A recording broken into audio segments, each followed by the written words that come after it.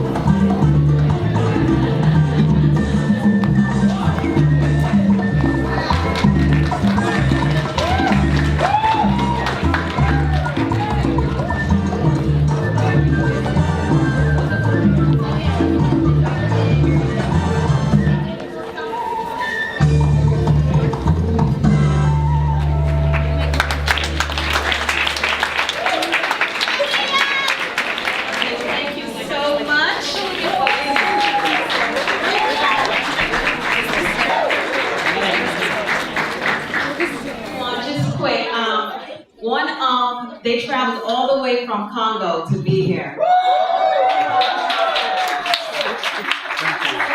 Thank you. Thank you. She's here. Nikita. Ready? Yes. Yes. All right, guys. Give her a round of applause. Hello, everyone. Happy Women's Day. I love to see women gathering and come together, you know, because sometimes it's too much chattiness. And we have so much to offer. We are the future. You see me? So, happy Women's Day again. And I love you guys. Please enjoy. This is my band, Nikita Jackson and the Vision Band. That's all.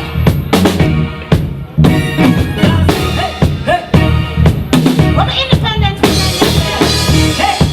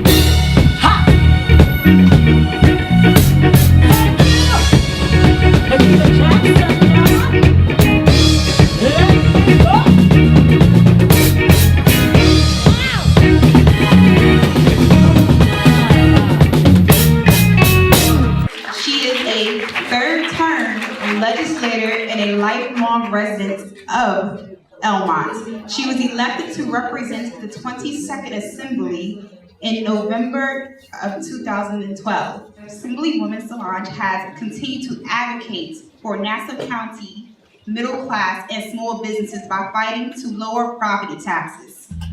We need that. Raise minimum wage and increase public transportation services on Long Island. I would like to introduce to you our Assemblywoman. Okay, I really need a louder applause, I'm sorry. I know the bio is long, but yeah, we had to read it. We had to make a statement. Good afternoon, everyone. It's just a pleasure to be with you here today, celebrating International Women's Day and Women's History Month. Can I get an applause for that? You are amazing, right? Fantastic. From Green Network TV to Shirley Chisholm to all the heroes right here in this room. Every day we fight and empower our communities. We are here because we want to empower our families, we want to empower our blocks, we want to empower our towns, and we want to make sure that New York and the United States grow. And so I thank you so much, and I first would like to thank the good doctor. Thank you for your vision, right? Give her a round of applause. Thank you. And all the heroes after you, the ones that helped organize this, who helped facilitate this, who listened to you complain about the littlest things because it was important to you, because I know how it is. You know, thank you so much to everyone who helped organize this forum. You know, when we talk about women's issues, it's family issues, it's community issues. Women are the cornerstones of communities, of our families, and they fight to make sure that everything is, you know, A-okay. And sometimes we forget about ourselves, right? You know, at times where, you know, our feet are hurting with heels that are too high, you know, dress are too tight, but we gotta look good. Kids are sick, you know, and, you know, all the issues that we go through. We just keep moving forward, and we just keep doing it because we are women. We don't complain, right? Yeah, right? Amen. God forbid my husband's sick, but oh my God, it's complaining all day. It's like, you just got a cold, my friend. But women, we just keep it moving. We keep it going. And it's great because we are now empowered. It's the year of the women, right? Yeah. We are taking over everything. Watch out, man. I took over this van, too. Too many men in this van, right? No, okay. But we're taking over everything. We're now becoming CEOs. We're becoming superintendents. We're taking over all the high executive offices. And once before was a boys' club. Like, we weren't allowed. But, you know, now it's a women's club, you know? No men allowed. Right? So, you know, we're here today to make sure that we continue to fight. Because it's only 100 years ago that women were able to even vote. 100 years is nothing. And we're still struggling. When we talk about workplace harassment, when we talk about equal pay for equal work, we're still fighting that fight. And it's scheduled for us to get equal pay is scheduled, what, like in 2084? For us to even be comparable to what a man gets paid. And that's a white woman. For a black woman, it's even longer. For a Hispanic woman, it's even longer. And for a mother, it's going to be forever. Because, you know, mothers don't get paid equally. So, yes, right? I see a lot of you like, You know, so there's a lot of initiatives and fights that we have to come together and side by side, holding hands, keep the fight going. It's important that we do that. And, you know, sometimes we say, oh, we are not strong enough. We don't have the skill set. Oh, that's all. I'm not going to curse today because it's a nice day, but that's all. You know, men, they just do things. You know, they're the most unqualified person for the position, but they act like they're qualified. And we need to do that, right? So I thank you so much for your time. It's so good that we empower and support each other. I see so many advocates around the room, like Marcia Guerriere, who has Women on the Rise, which is an excellent program. I love her. She's like my second mother. She's amazing. She helps me with so many initiatives, and then she does her own stuff as well. So I don't know how you have time. And she's a toddler too. So I don't know. I commend her. But I thank you all for coming here and empowering each other. Remember, let's take our business cards, let's get each other's phone numbers, let's keep talking, let's keep supporting each other, because that's the only way that we will all rise. You know, supporting our own businesses. And so I'll leave off on this. I have citations, but one more thing I have to say. You give me the mic, I'm just never going to give this back, okay? But on average, a woman pays about $100 for a pair of shoes, right? I say on average, yeah. I spend a little bit more, but these are Payless. Don't look at this one. And 37, we buy about 37 shoes that are $100. Wow. And so if we take about one pair of shoes and we say, okay, we're not buying that pair of shoes, and we invest that in a small local business, or invest that into a woman-owned foundation, or invest that into a little girl trying to start something, you know where we would be? Much further. So please keep investing in each other. Keep investing into the next generation. and we will go far. We will close all the gender gaps, we will have equality, and we will uplift our communities. So I thank you so much, and I have citations for all the speakers. I'm sure some of them are not here, but this one I have to present. You just said yes, and I appreciate that. And that's what we need more in our society. Women supporting women, no questions asked, we're there to support each other. So I thank you so much. I wish you best of luck on your endeavor. It looks like this was well attended. I've been talking to everyone. They love the panels, the speakers. I like the last speaker. She was the funniest to me. Yeah, she was the best. But, you know, thank you so much for empowering women. God bless you and happy International Women's Day.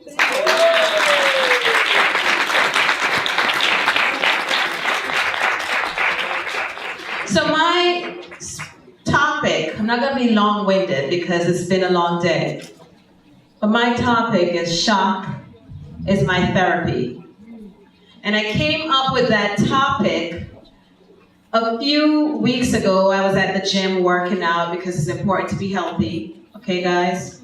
You have to keep your mind right, your body right. Everything has to be right for you to be successful. That's true. And I sat in the gym working out. I said, what am I going to talk about? And what came to me was shock therapy. And I said, I can't really just say shock therapy. What about it? Shock is my therapy. So 2 years ago, I went to Kenya for a client of mine. Funny enough, I'm flying out tomorrow again to Kenya. But 2 years ago, I went to Kenya to 2 different clients. One, to see if they could start a business school there. And the second was basically they were looking to do international exchange and stuff like that with students. And my dad called me and he said, you know, I just want you to know your grandmother is very ill. And she keeps saying, this is it. And then pretty much she went into a coma. And he called, he's like, you have to come back. I arrived in the United States March 16, 2016, and she passed away March 17. Today's March 17. 2 years ago. Now, when I select the date for this event, that was not on my mind. It's coincidental. There was a day that was available. I kept asking for days. I really wanted it to be closer to actually International Women's Day. And this is the date that I got. But although she was 94 and a half, she lived a long life. When she passed, it was a shock. Like the day after I arrived, that was it. And I also realized I went back because my dad needed me at that time. Because we were very close. And one thing about her, she was a very loving person. She was the pillar of the family. And for those who are Christian, she was the prayer warrior. And just going back to the family home, at the time I was in Florida. So coming back to Brooklyn, it was just heartbroken. But I remember her joy, her fun. And I started thinking to myself, okay, this is death. However, what does this want to show me? Wake up, motivate. You're here, you're still alive, you're not dead. Keep pushing, do what you do. Love what you do. Take the risk. And I did that. Now, of course, I'm the type of person, I try to have the strength, I try to show you that I'm a warrior, but I'm human. I break down. I call. I ask for prayers, please, I'm scared. I need your word, just talk to me. So it went on for a year, and then second death, 1 year after. Even harder on me was someone that I called my grandmother. See, yes, I had a grandma by birth, but this one to me was more than just my grandmother. Her name was Coralie Pleasant. And everyone just called her Pleasant because that's who she was. Hi, darling. How are you? She was originally from Virginia state, and she went back pretty much to retire at 90 years old. When she came in my life, I thought, okay, I'm going to take care of her, but many times she took care of me. When I came home and I'm tired, the food was there. Sometimes I'm like, what did you cook? And she was like, you're going to eat it, daughter. At the time, she was very instrumental. I had the Caribbean Business Network some years back, and she was the gatekeeper.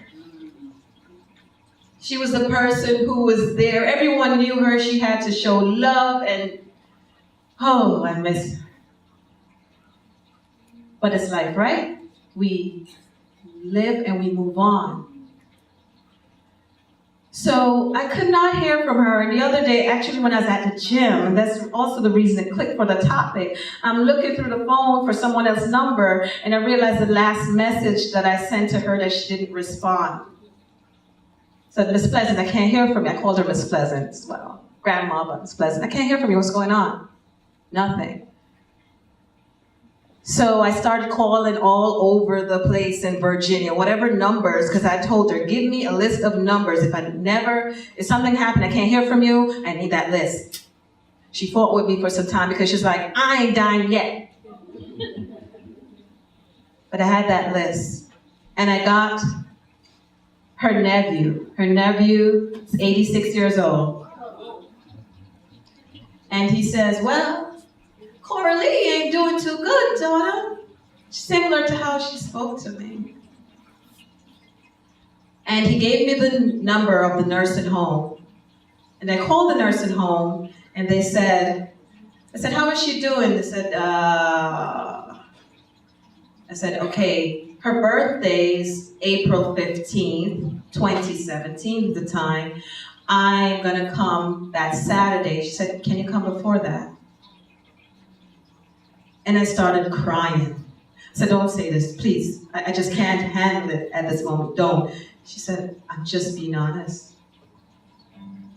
So I jumped in the car the morning, and my aunt said to me, I'm gonna take this ride with you.